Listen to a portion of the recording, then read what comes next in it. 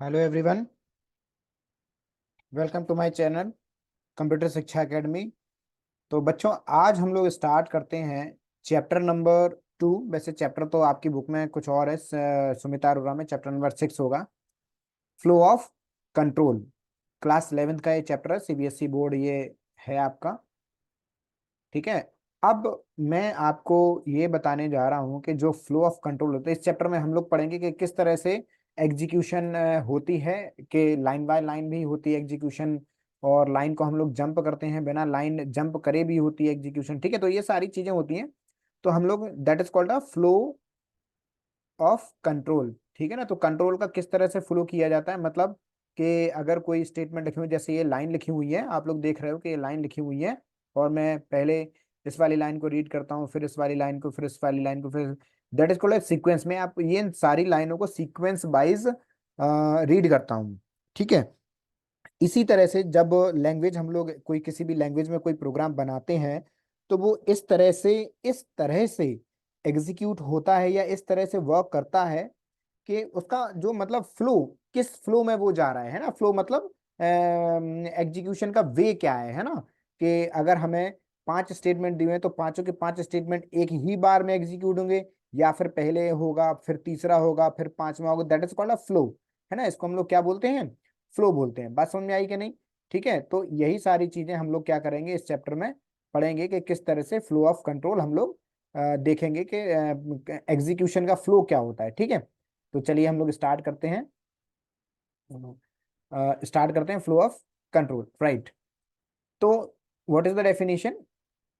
Flow control statement are used to control the flow of execution depending upon the specified condition या फिर logic. तो जिस तरह से हमारे ऊपर, हमारे पास कंडीशन होगी, उसी तरह से एग्जीक्यूशन फ्लो करेगा। ठीक है। उसी तरह से किस पाथ में होगा, उसी तरह से वो फ्लो करेगा। आपने देखा होगा कि जब हम लोग हाईवे पे जाते हैं, जब हम लोग कहाँ जाते हैं, हाईवे पे जाते हैं, तो एक बोर्ड लगा हुआ होता है ना। बोर्ड लगा हुआ होता है कि कानपुर, कानपुर के लिए इस वे में, ठीक है, आगरा के लिए आपको इस वे में जाना है, और सीधे आप जाओगे तो आप झांसी पहुंच जाओगे। ठीक है। तो that is called a flow दिखा रहा है। वो आपको क्या दिखा रहा है? वे दिखा रहा है, पाथ दिखा रहा है। तो पाथ का मतलब क्या है कि आपको इस फ्लो में जाना है, तभी आप कानपुर पहुंचोगे। इस फ्लो में जाओगे तो आप झांसी पहुंचोगे, इस फ्लो में जाओगे तो आप आगरा पहुंचोगे। That is called a flow. ठीक है। तो यहाँ प्रोग्रामिंग में भी क्या होता है? फ्लो होता है कि हम लोग कंपाइलर को ये बताते हैं कि किस फ्लो में हमें जाना है, राइट। ओके। तो flow control statement are use to control the flow of execution depending upon the specific condition. Condition पे बहुत चीजें डिपेंड करता है। ठीक है। अब ये फ्लो ऑफ कंडीशन किस तरह से होती है? सबसे पहला होता है सीक्वेंशियल, सीक्वेंशियल कंट्रोल स्टेटमेंट। तो सीक्वेंस साफ साफ समझ में आ रहा है? सीक्वेंशियल, सीक्वेंस मतलब सीक्वेंस से जो एग्जीक्यूशन होती है उसको हम लोग क्या बोलते हैं? सीक्वेंशियल एग्जीक्यूशन बोलते हैं। ठीक है। तो sequential execution is a when statement are execute one after another, एक के बाद एक जो स्टेटमेंट एग्जीक्यूट होते हैं, that is called a sequence way में। ठीक है। सीक्वेंस ऑर्डर बोलते हैं उसको। We don't need to do anything more for this to happen, Python compiler itself to do. अब हमें इसके लिए कोई और चीजों की आवश्यकता नहीं होती। पाइथन का कंपाइलर क्या है, इसे वन बाय वन एग्जीक्यूट कर लेता है। There are 3 type of control statement. पहला होता है डिसीजन मेकिंग, डिसीजन मेकिंग या फिर इफ कंट्रोल स्टेटमेंट। देखो भैया, डिसीजन मेकिंग की बात हो रही है तो हमेशा इफ आएगा। ठीक है। जब भी डिसीजन मेकिंग की बात होगी तो क्या आएगा? इफ आएगा। दूसरा होता है इटरेटेबल, इटरेटेबल मतलब रिपीटेशन, रिपीटेशन मतलब लूप, लूप मतलब रिपीट, लूप, लूप मतलब किसी भी स्टेटमेंट को बार बार एग्जीक्यूट कराना, दैट इज कॉल्ड लूपिंग कहलाता है। अगला आता है जंप स्टेटमेंट। जंप का मतलब क्या होता है कि अगर हमारे पास 5 लाइनें लिखी हुई हैं, 5 में से हमें सिर्फ 2 एग्जीक्यूट करानी है, बाकी एग्जीक्यूट नहीं करानी है, और कंपाइलर हमारा बाहर जंप कर जाए, that is called a jumping statement, या फिर ब्रेक, कंटिन्यू और पास स्टेटमेंट। आगे बढ़ते हैं हम लोग, आगे बढ़ते हैं हम लोग। डिसीजन मेकिंग स्टेटमेंट, है ना। सीक्वेंशियल हो गया। अब मैं आपको डिसीजन मेकिंग स्टेटमेंट के बारे में समझाऊंगा कि डिसीजन मेकिंग स्टेटमेंट यहाँ पे क्या काम कर रहा है। ठीक है। तो डिसीजन मेकिंग स्टेटमेंट साफ साफ समझ में आ रहा है आपको कि डिसीजन लेना क्या होता है? ये डिसीजन लेना।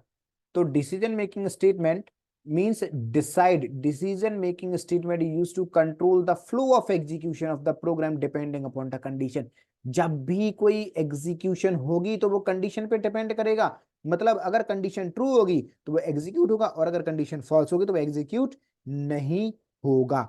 ठीक है, ये कितने तरह के होते हैं? ये 3 तरह के होते हैं। इफ स्टेटमेंट होता है, इफ एल्स स्टेटमेंट होता है, नेस्टेड इफ होता है, और इफ एल्स इफ लेटर होता है। एक्चुअली में नेस्टेड इफ जो है वो इफ एल्स इफ लेटर कोई बोला गया इन्होंने, बट मैं आपको दोनों को बिल्कुल अलग अलग समझाऊंगा। ठीक है, सबसे पहला पढ़ते हैं अपन लोग if statement. An if statement is a programming conditional statement that it provide true, perform a function और डिस्प्ले।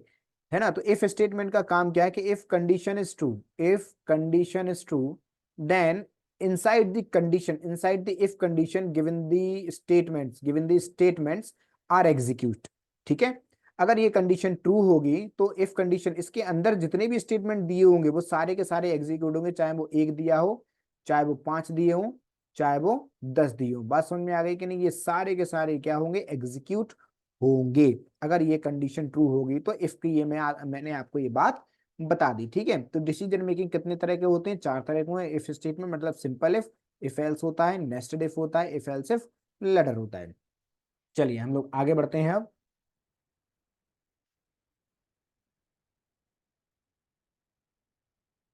ओके, तो यहाँ पर आप देख रहे हैं हम लोग इफ स्टेटमेंट का, यहाँ पे हमारे पास फ्लो चार्ट भी दिया हुआ है, और यहाँ पे हमारे पास सिंटेक्स भी दिया हुआ है, एग्जाम्पल भी दिया हुआ है। तो ये हम लोग इनको बाकायदा बहुत अच्छे से समझ लेते हैं। तो यहाँ पे देखिए, ये जो आपके पास ये जो चार्ट आपको दिखाई दे रहा है ना, इस चार्ट में क्या है कि यहाँ से स्टार्ट हुआ, ये यहाँ से स्टार्ट हुआ, यहाँ पे कंडीशन चेक हुई। अगर ये कंडीशन ट्रू होगी, अगर ये कंडीशन क्या होगी? ट्रू होगी। अगर ये कंडीशन क्या होगी? ट्रू होगी, तो इसके अंदर जो भी कोड लिखा होगा वो एग्जीक्यूट होगा और प्रोग्राम यहाँ पे खत्म होगा। और अगर ये कंडीशन क्या होगी? फॉल्स होगी। अगर ये कंडीशन फॉल्स होगी तो भैया कुछ भी प्रिंट नहीं होगा, और बिना प्रिंटिंग के, बिना एग्जीक्यूशन के ये प्रोग्राम क्या हो जाएगा? एंड हो जाएगा। ठीक है, जैसे कि यहाँ पे सिंटेक्स में बताया कि इफ कंडीशन, कंडीशन कोलन, ध्यान रखना कंडीशन के बाद में हमें ये कोलन साइन देना जरूरी है। कोलन साइन आपको ये बता रहा है कि आप इस ब्लॉक के अंदर काम कर रहे हो। किस ब्लॉक के अंदर? इफ ब्लॉक के अंदर काम कर रहे हो। This is the if block, इसके अंदर आप क्या कर रहे हो? काम कर रहे हो। ठीक है, तो if condition is true, then given if statements inside the if statement all the statement are execute। है ना, एग्जाम्पल, नोटबुक वैल्यू इज 2, तो if no book equal to 2, अगर नो बुक की वैल्यू यहाँ पे 2 है, बिल्कुल 2 है, यहाँ पे भी 2 है, 2 इक्वल टू 2, तो दिस कंडीशन इज ट्रू। ये कंडीशन क्या हो गई? ट्रू। तो आपको क्या आउटपुट मिलने वाला? You have 2 books.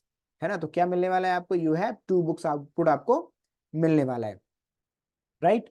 और अगर ये कंडीशन फॉल्स हो जाती है, अगर मैं यहाँ पे नो बुक की वैल्यू 3 दे देता हूं, तो ये कंडीशन क्या हो जाएगी? फॉल्स हो जाएगी, और आउटसाइड ऑफ इफ स्टेटमेंट आपके पास आंसर आ जाएगा। बट ऐसा नहीं हुआ, यू हैव 2 बुक्स, तो यू हैव 2 बुक्स आपके पास आउटपुट मिल गया।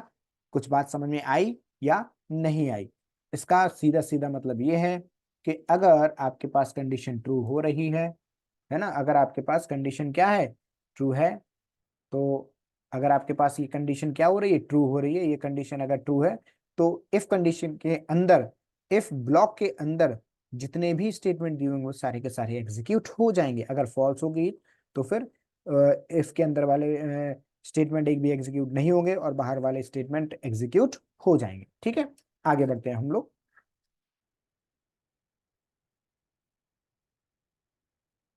ओके, इफ एल्स के बारे में देखते हैं हम लोग।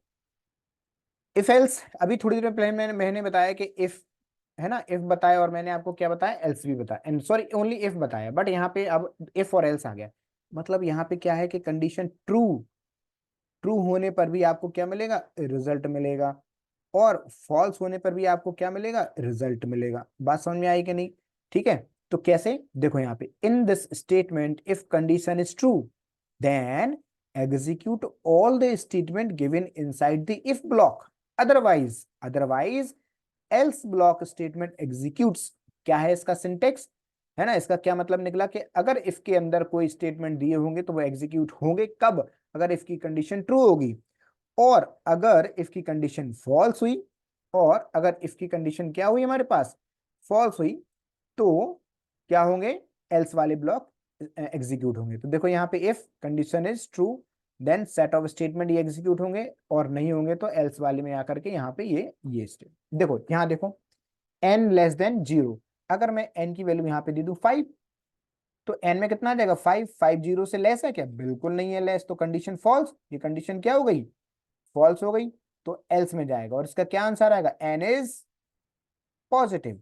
अगर मैंने n की वैल्यू दे दी -5, तो -5 0 से लेस है, बिल्कुल है -5 0 से लेस, तो क्या आंसर आएगा, n इज नेगेटिव आंसर आएगा। मेरे हिसाब से समझ में आ गया होगा। आगे बढ़ते हैं हम लोग, नेस्टेड इफ के बारे में हम लोग बात करते हैं कि नेस्टेड इफ क्या है। इफ के अंदर if inside if is called a nested if inside if is called a nested if. तो the nested if else statement allow you to check the multiple test expression, execute the different code more than two condition. यहां देखो ये इन्होंने entry कराई, ये condition इन्होंने check करी, if condition is true then ये आगे बढ़ गया, और अगर कंडीशन फॉल्स होगी तो यहीं पे ये खत्म हो गया। फिर से इसने इसको चेक किया, अगर ये कंडीशन फिर से ट्रू होगी तो स्टेटमेंट ये एग्जीक्यूट होगा, और यहाँ पे आकर के और ये अपना स्टेटमेंट पूरा करके और ये फिनिश हो जाएगा। ठीक है, बात समझ में आई या नहीं, that is called a nested if, है ना। तो मैं आपको क्या बताने जा रहा था कि if inside if is known as nested if, nested if. ठीक है, बात समझ में आ गई या नहीं। ठीक है, थोड़ा सा और आगे बढ़ लेते हैं, क्या बताया गया उसमें।